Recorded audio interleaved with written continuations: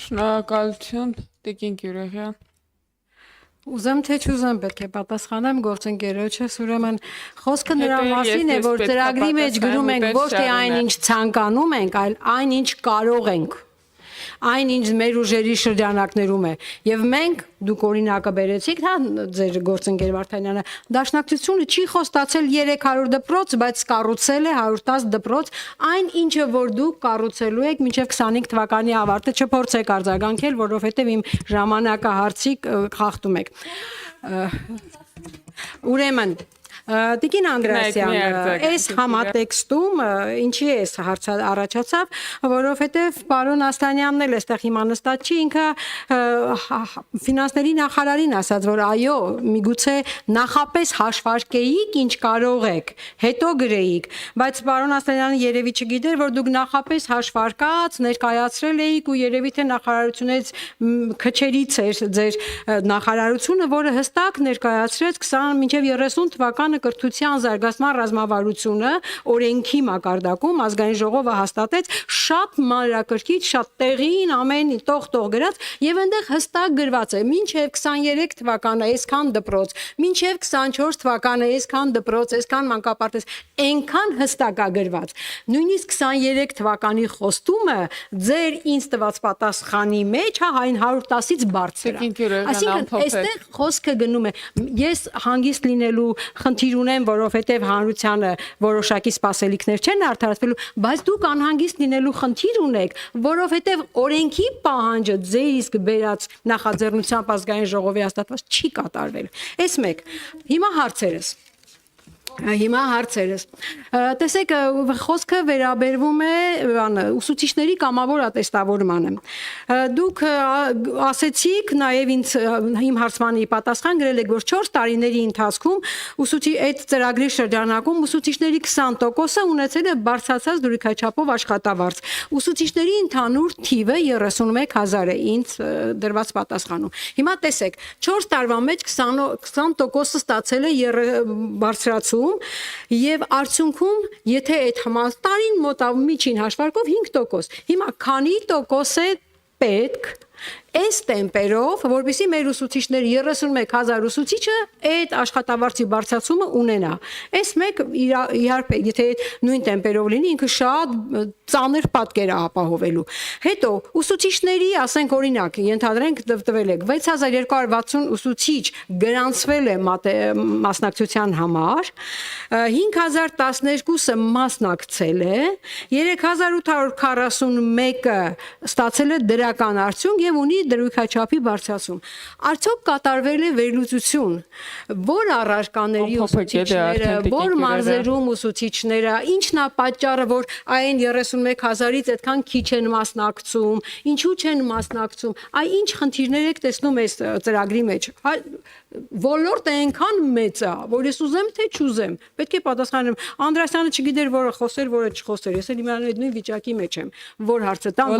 բոլորով, Տիկին Գյուրեղյան, կանչեք ձեր խմբակցության մյուս անդամներին թող հետագրվեն հարցերը։ Միակ հնարավոր դուք չեք կարող ինձ ընդհատել, ասենք կասեցնել, որովհետև հարցերը բյուջեին են վերաբերվում։ Դուք Տիկին Գյուրեղյան անկասելի եք, ուղղակի խնդրում եմ հնարավորինս կարճ ձևակերպում հաջորդ հարցերս։ Հաջորդ հարցը, որ ես ազգային ժողովից եմ բազմաթիվ անգամ բարձրաձայնել, ասենք խոսում ենք դպրոցների կառուցման մասին, շատ լավ բան է, շատ ցանկալի է ու շատ սպասվող բան է դպրոցների կառուցումը, բայց մյուս կողմից այդ դպրոցների հասանելիության հարցը կարող է իհարկե ձեր նախարարությանը չի վերաբերվում։ Ես անցած անգամ խոսեցի Պտղնի գյուղի բնակիչների, երեխաների դպրոց հասնելու խնդիրը շատ լուրջ է։ Նրանք դպրոց հասնելու համար պետք է երկու միջ համայնքային մեծ միջպետական այն Սևան տրասի, հա, Երևան-Սևան տրասի տակը երկու նման մեծ կամուրջների տակով առանց մայթի, առանց գծանցումների, անցնեն, որ հասնեն դպրոց։ Այսինքն դուք էլ հետամուտ եղեք, որ այս խնդիրները լուծվեն։ Այդ երեխաները ստիպված են լինում ծնողների մեքենաներով տանեն, հետո գնան հետ բերեն, այդպես չի կարելի։ Բայց դպրոցը ինչի համար են կառուցում, եթե երեխային հասանելի չէ։ Ես ուղղակի խնդրում եմ որպես միջամտություն դա իրականացնեք։ Եվ վերջապես հիմնական հարցերից մեկը։ Համաձայն այդ կրթությունը նորաձև է հասարակական շարժման ռազմավարության։ Ես մեջբերում եմ, շարժումը չի ձևավորում պետական գրանցման ենթակա կազմակերպություն։ Այդուհանդերձ, շարժումը լրացնում է կրթության ոլորտում ՀՀ կառավարության անունից իրականացվող պետական քաղաքականությունը։ Այսինքն պետական գրանցում չենթադրող որևէ կազմակերպություն ինքը իր ռազմավարության ձևակերպմամբ ստանում է իրեն վերապահում է լրացնում արդեն 5 րոպեա հարց եք ձևակերպում։ Այսինքն տեղից վերկացողը կարա այդպիսի մի հատ ձևակերպում տա ու գա պետական քաղաքականությունը կրթության ոլորտում լրացնի։ Սրան դուք որպես կրթության նախարար ինչպես եք նայում։ Ես ինչքան ժամանակ ունեմ։ Դե համապատասխանաբար, քանի որ մի 5 անգամ գերազանցես Տիկին Կիրեյանը, մի 5 անգամ է երևի դուք կարաք։ Բայց իրականում հնարավորինս տարակ, Տիկին Կիրեյանը ինչ-որ պահի մենք պետքա լքենք դահլիճը, որ ուրիշ հանձնաժողովներ կան եւ մենք դեռևս ունենք մի քանի, բայց մենք դեռևս ունենք շատ լավ։ Այս գնում է մեր ժամանակից Տիկին Ղազարյան, եկեք փորձենք արդյունավետ օգտագործել։ Տիկին Կիրեյան, նախ ես շատ շնորհակալ եմ, որ դուք շատ ուշադիր եք մեր բոլոր փաստաթղթերի նկատմամբ։ Ես դա իրոք գնահատում եմ եւ կարծում եմ, որ այդ ուշադրությունն է նաեւ, որ օգնում է ավելի լավ աշխատել։ Այս ուղղակի ասում եմ, որ իմ վերաբերմունքը քննադատությանը པարզ լինի։ Ես միայն ուրախ եմ դրա համար։ Ես շատ ուրախ եմ, որ դուք անհանգստանում եք, որ 23-ին այսքան դպրոց էր պետք, այսքան չի եղել, մի անհանգստացեք այդքան, Տիկին Կիրեյան։ Մենք հիմա նայեք, ես փորձեցի ձեզ, որտեվ խոսքի սկզբում իհարկե ֆինանսների նախարարի հետ երկխոսությանը ծանոթ լինելով փորձում էի դա ասել, որ 300 դպրոց, ու սա մի քանի անգամ եմ ասել, 300 դպրոց 500 մանկապարտեզների ծրագիրը միայն շինարարության ծրագիր չի։ Սա ինստիտուցիոնալ բարեփոխման ծրագիր է։ Այստեղ 110 դպրոցներից եք խոսում։ 110 դպրոցներ, գիտեք, կարող եք նայած ինչ կերպ ենք այդ հաշվում։ Կան դպրոցներ, որ կառուցվել են նախորդող ժամանակահատվածում, որոնց ես երբեք դպրոց չէի անվանի։ Երբեք, որովհետև ես չեմ կարծում, որ գրադարանը կարող է լինել 5 քառակուսի մետր։ Ես չեմ կարծում, որ դպրոցը կարող է մարզադահլիճ չունենալ եւ կոչվել դպրոց։ Ես չեմ կարծում, որ դպրոցը հանդիսությունների սրահ կարող է չունենալ, բայց կոչվել դպրոց։ Հիմա եթե այդ 110-ը այդպես ենք հավաքում, գուցե եւ ճիշտ թիվ եք ստանում, բայց եթե գնաք եւ այսօրվա ստանդարտով նայեք նրան ինչ տեղի ա ունեցել, ես վստահ եմ դուք այդ ցանկը շատ ավելի փոքր կդարձնեք։ Իսկ ընդհանրապես 91-ից մինչև 2018-ը 192 դպրոց է ընդամենը կառուցվել Հայաստանում, հիմնականում դրանցից 100-ից ավելը կառուցվել են Լոռիում եւ Շիրակում։ Աղետի գոտում շատ པարզ պատճառներով երկրաշարժի հետևանքներից հետո այդտեղ ուղակի այլ ուրեմն հնարավորություն չկար, բայց մենք բոլորովին վերջերս Վանաձորում նոր մանկապարտեզ բացեցինք, ընդամենը երևի մի ամիս առաջ ենք այնտեղ եղել, որը դեռ տնակներում էր գործում։ Այսինքն պետքա նաև այդ հասկանանք, որ խոսելով այդ ծավալի մասին, այդ խնդիրները ամբողջությամբ վերացված չեն եղել եւ հիմա դեռևս այդ հարցերին անդրադարձ է լինում։ Բայց նաև ինչու եմ սա շեշտադրում, որովհետև հիմա երբ որ մենք ասում ենք դպրոց, մենք գիտենք ինչ նկատի ունենք։ Դպրոց ենք անվանում մի բան, որ այդ բոլոր ենթակառուցվածքները պիտի ունենա։ Պետքա ապահովված լինի ամբողջական գույքով։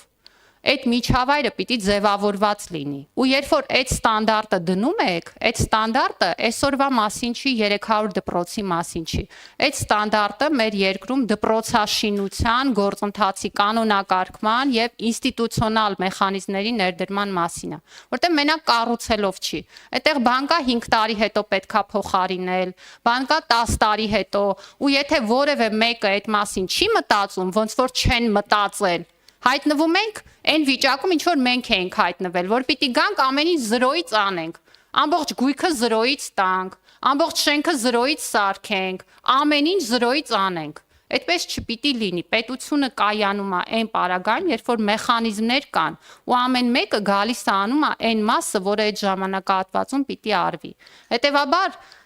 300 դպրոց 500 մանկապարտեզները կկառուցվեն, կվերակառուցվեն, կհիմնանորոգվեն, մի անհանգստացեք, տեմպերը այնպիսին են, որ մենք այդ թիրախներին հասնելու ենք եւ ձեր թերահավատությունը տեսնելով ու մտահոգությունը ես արդեն առաջարկեցի մեզ միանալ այցերի, սա ամենայն լրջությամբ եմ ասում, երկրորդ բանը, որ կարող եմ առաջարկել, այդքան մտահոգեք, շինջոկատներ ձևավորեք, գնացեք օգնեք։ Չի կարելի ի վերջո այս գործընթացի հանդեպ այսպիսի վերաբերմունք ձևավորել։ Այդ դպրոցները, որոնցում մեր երեխաները սովորել են, առաջին հերթին անվտանգ չեն եղել, Տիկին Գյուրեղյան։ Ու սա մեր համար ոչ թե ինչ որ ցանկերում ինչ որ թիվ անելու կամ չանելու խնդիր, այլ մեր երեխաների համար լավ միջավայր ապահովելու, լավ կրթություն ապահովելու խնդիր է։ Ու ես խնդրում եմ այս ծրագրի հանդեպ այդ վերաբերմունքով հանդերձ ամեն դեպքում կամահրանքը ամեն դեպքում բացառել։ Ինձ համար դա ընդունելի չի ուղղակի։ Ինչ վերաբերում է կամավոր ատեստավորմանը, մենք իհարկե տոկոսները վերլուծում ենք, նախորդ տարի 56% մասնակիցների առաջին անգամ ա դիմել, սա այն ցուցանիշն է, որը մեզ թույլ է տալիս ասել, որ տեմպերը գնալով ավելի լավն են լինելու, քանի տարում 100% ուսուցիչների կանցնեն ծրագրով բնականաբար առաջին հերթին, եթե խոսում ենք կամավորության մասին, իրենց իրավունքն է դիմել եւ գնալ, բայց ես պիտի հիշեցնեմ, որ մենք վերափոխել ենք ուսուցչի մասնագիտական զարգացման համակարգը եւ այդտեղ առնվազն ամրագրվել է, որ այն ուսուցիչները, ովքեր առարկայական գիտելիքի կարիք ունեն, իմացության կարիք ունեն, նրանց համար ատեստավորման այս եղանակը դառնում է հերթական ատեստավորում։ Այսինքն նրանց համար սա այլևս կամավոր չի։ Եվ այն ուսուցիչները, ովքեր առարկայական գիտելիքի կարիք ունեն, նրանք պարտադիր է լինելու, որպեսզի այս եղանակով իրենց գիտելիքների ստուգումը անցնեն, համակարգը նախորդ տարվանից գործում է արդեն, կարծում եմ, որ գնահատման մեխանիզմների եւ տեղում նաև ինքնագնահատականի ու դպրոցի գնահատման գործիքակազմերի բարելավումից հետո մենք շատ մոտ ապագայում չենք ունենա ուսուցիչ, որ ունի առարկայական գիտելիքի կարիք, բայց չի անցել կամավոր ատեստավորման եղանակով թեստավորումը, եւ սա նաև մեր հիմնական նպատակն է, որպեսզի մեր ուսուցիչները դպրոցներում ունենան բավարար մակարդակ երեխաներին դասավանդելու համար։ Բոլոր վերլուծությունները կան, որ առարկաներից են, որ մարզերից են ակտիվորեն դիմում։ Մենք իհարկե այդ աշխատանքը տանում ենք եւ այստեղ ունենք իրավիճակ, երբ որ նախարարության ենթակայության դպրոցները շատ ավելի ակտիվ են մասնակցում։ Դպրոցներ կան արդեն 90% ատեստավորված են ուսուցիչները, մինչև 100%։ Մեր խնդիրը այն մյուս դպրոցներն են, որտեղից մասնակցությունը քիչ է եւ այդ դպրոցների ներգրավման մասին պիտի մտածենք եւ այդ աշխատանքը անում ենք։ Ինչ վերաբերում է դպրոց հասնելու ճանապարհին, այդ հարցը մեզ բնականաբար մտահոգում է։ Մենք տարածքային կառավարման եւ ենթակառուցվածքների նախարարության հետ քննարկել ենք այսպես կոչված սև կետերի հարցը, որոնք որ դպրոցների մոտակայքի ճանապարհներում են առաջին հերթին ի հայտ բերվում։ Այս դուք ՊՏՂ-նին եք օրինակ բերում, ես ձեզ կարող եմ մի քանի այլ օրինակներ բերել։ Բնականաբար այդ խնդիրները տեղորոշված են տկենի գործընկերների հետ, լուծումները տարբեր են, բայց որ այդ լուծումները պիտի լինեն կախված տեղանքից, կախված հնարավորություններից, պետք է դրանք իրականացվեն ու այդ իմաստով դա մեր օրակարգային հարցերից է ու մենք աշխատում ենք, որպեսզի դպրոցների ճանապարհների անվտանգությունը լինի առանձնահատուկ ուշադրության ներքո, պիտի հիշեցնեմ, որ կրթահամալիրների մեր ծրագրով, որը 300 դպրոցների մաս է, ընդհանրապես դպրոց տանող ճանապարհների վերանորոգում եւ հիմնանորոգում է նաեւ իրականացվում։ Եվ կրթությունը նորաձև է շարժման մասին։ Անկեղծ ասած, Տիկին Գյուրեղյան, ձեր հարցը ինձ շատ հասկանալի չի, որովհետև կարծում եմ, որ եթե մենք խոսում ենք այն մասին, որ մարդիկ պիտի իրենց վրա աշխատեն, պետք է հասկանան, թե որտեղ են իրենց գիտելիքի, այդ թվում բացերը եւ դրանք փորձեն լրացնեն, այդտեղ ոչ մի նորություն չկա։ Եվ եթե մենք ունենք այդ շարժումը, որը աջակցում է մեծահասակների կրթությանը եւ ոչ միայն, որը աջակցում է մեր հասարակության ներսում արկա խնդիրների ձևակերպմանը եւ այդ խնդիրների շուրջ աշխատանքին, դա չի կարող որևէ ռազմավարությանը խոչընդոտել։ Դա գալիս է լրացնելու ցանկացած ռազմավարություն, որտեղ կարծում եմ մենք ունենք մի ռազմավարություն, դա մեր երկրում մարդկային կապիտալի զարգացումն է, յուրաքանչյուր անձի լիարժեք իրացումն է եւ ցանկացած խոսակցություն, ցանկացած ռեֆլեքսիա տանում է դրան։ Այս խոսակցությունն էլ է ռեֆլեքսիայի մի ձև, եթե մենք դրան ճիշտ վերաբերվենք եւ եթե դուք հանրային հարթակների ձևավորման, որտեղ մարդիկ խոսում են կարևոր հարցերից, խնդրեմ եք տեսնում, ես այդ խնդրեմը երբեք չեմ տեսել ու չեմ տեսնի, ու ես այդտեղ չեմ հասկանում ձեր հարցադրումը, ինչու պետք է ես դրա հանդեպ ինչ որ այլ վերաբերմունք ունենամ։ Ես կարծում եմ, որ այդ խոսակցությունը կարևոր է, ես կարծում եմ, որ ընդհանրապես ինչքան շատ մարդիկ խոսեն եւ հասկանան իրենց խնդիրները, այնքան մենք ավելի շատ հնարավորություններ կունենանք այդ խնդիրները լուծելու։ Շնորհակալություն։ Ձագանք Տիկին Անդրեասյան։ Տիկին Գյուրեգյան, մի րոպե դուք չեք կարող ասեք, Տիկին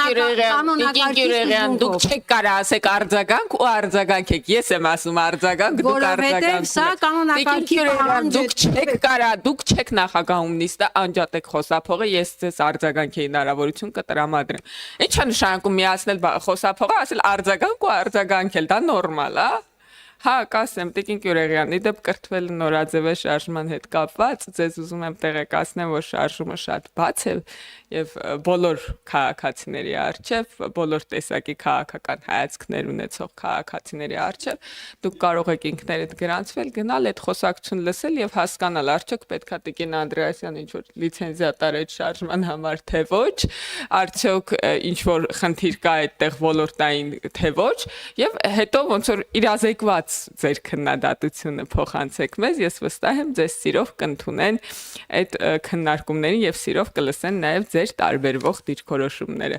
ձեզ արձագանքի հնարավորություն։ Տիկին Անդրեասյան, ուրեմն խոսքը նրանում չէ, որ դպրոցները այո, եթե այդ դպրոցները ամեն ինչ ապահոված լինեին ու բոլոր հնարավորություններն ունենային, այս 300 դպրոց 500 մանկապարտեզի ծրագրի կարիքը չէր լինի։ Խոսքը նրանում է, որ երբ որ ծրագիրը մշակվում է, մշակումից առաջ իրավիճակի վերլուծություն է արվում եւ խոստումները, քայլերի հաջորդականությունը, խոստումների եւ կատարման հաշվարկված է լինում։ Դուք հստակ ձևակերպել եք ռազմավարություն, որտեղ հստակ ենթադրվում է հաշվարկած գրել եք 110, 150, 190, սա նշանակում է, որ դուք կամ հաշվարկը սխալ եք արել, որը ակնհայտ է, կամ դուք ի սկզբանե չեք հասկացել ինչի հետ գործ ունեք։ Իմ ասածն է, խոստացեք այնքանով, որքանով դա դուք կարող եք։ Եվ այս խնդիրները չեր լինի։ Իսկ ինչ մնում է կրթվելը նորաձևին, իմ գրանցվելուն, դե կներեք էլի, այն բանախոսները, որոնք այդ շարժմանը իրականացնում են այդ շարժումը, այդ բանախոսների Facebook-յան բառապաշարը լսելուց հետո, տեսնելուց, կարդալուց հետո, ես ընդհանրապես ես թույլ չեմ տա այդ լսարան մտնել։ Տիկին Գյուրեգյան, դե շարունակեք չիրազեկված դատողություններ անել։ Խնդրեմ Տիկին Անդրեաս։ Տիկին Գյուրեգյան, մենք ոչ սխալ ենք հաշվել, ոչ էլ մտածել ենք, որ չգիտենք ինչի հետ գործ ունենք։ Փոփոխությունները տեղի են ունենում այն ժամանակ, երբ որ մենք մեր առաջ դնում ենք նպատակներ, որոնք դժվար իրագործելի են։ Գիտեք, տարիներ շարունակ ռազմավարությունները գրվել են մի ձևով, որ ինչ որ մեր ընթացիկ գործունեությունն է, մի քիչ գեղեցիկ բառերով ձևակերպել ենք եւ դրել ենք որպես նպատակ, եւ դա թույլ է տվել, որ մենք առավոտյան 9-ից 6-ը ոչինչ չանենք եւ ռազմավարությունը թղթի վրա իրականացվի։ Մենք այդպիսի ռազմավարություններ չենք գրում։ Մենք գրում ենք ռազմավարություններ, որոնք մեր հարմարավետության շրջանակից մեզ դուրս են հանում եւ ստիպում են անել ավելին, քան մենք այդ պահին գուցե մտածում ենք, որ կարող ենք։ Միայն այդպես է տեղի ունենում փոփոխությունը։ Եվ ես միայն ուրախ եմ, որ 300 դպրոց 500 մանկապարտեզը, որովհետև դա մենք մեր անձերի համար չենք անում, մեր երկրի համար այդ միջավայրն ու հնարավորությունը բացի։ Իսկ կրթվելը նորաձևային է, մասնակցելը ձեր իրավունքն է, բայց եթե ձեր հարցը լիցենզավորման մասին էր, նման ուրեմն գործընթացների լիցենզավորման կարիք ընդհանրապես չկա, օրենսդրության հետ կապված որևէ խնդիր չկա եւ ոչ ֆորմալ կրթական գործընթացը իրականացվում է այնպես, ինչպես որ պիտի իրականացվի։